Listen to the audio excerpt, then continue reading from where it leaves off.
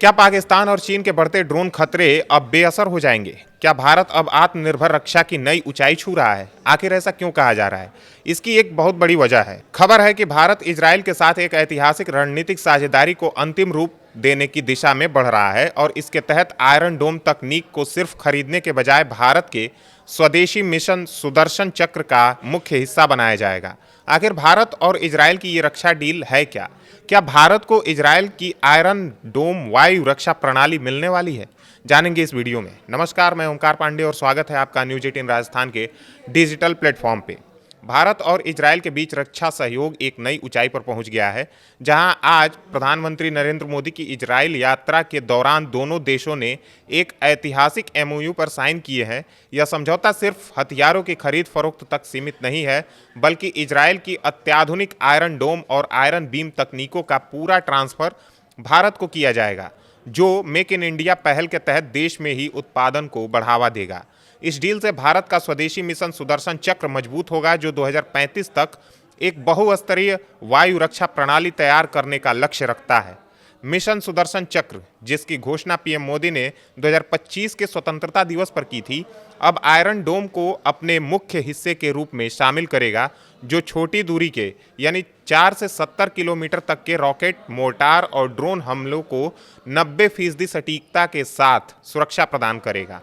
Iron डोम की यह तकनीक अब भारत में निर्मित होगी, जिससे विदेशी निर्भरता कम होगी और स्थानीय रोजगार बढ़ेंगे। इजराइल ने इस तकनीकी को किसी अन्य देश को इतनी गहराई से नहीं साझा किया है, लेकिन भारत के साथ यह भरोसे की नई मिसाल है। साथ ही इजराइल का नया आयरन बीम लेजर सिस्टम भी चर्चा का केंद्र है, जो 100 किलोवाट की हाई एनर्जी लेजर से ड्रोन, रॉकेट और छोटे गोला बारूद को प्रकाश की गति के साथ नष्ट करता है। इसकी सबसे बड़ी खासियत है कि यह शॉट की लागत महज $2 है, जो पारंपरिक मिसाइलों से कहीं सस्ता है।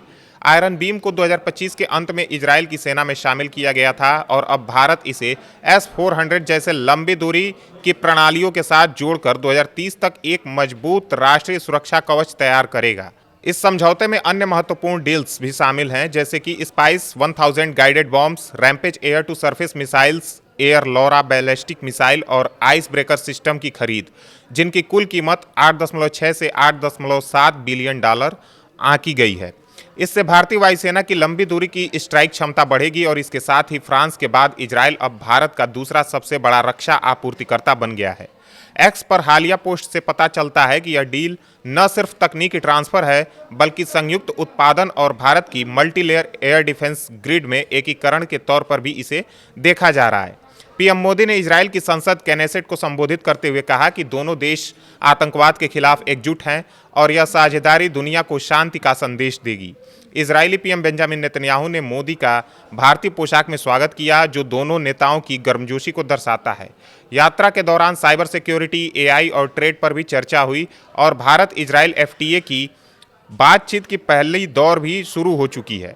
यह डील पाकिस्तान और चीन जैसे पड़ोसियों के बढ़ते ड्रोन और मिसाइल खतरे के मद्देनजर कितनी महत्वपूर्ण है, इस बात का अंदाजा आयरन डोम की क्षमता को देखते हुए लगाई जा सकती है, जो लड़ाई में ड्रोन को इंटरसेप्ट करता है।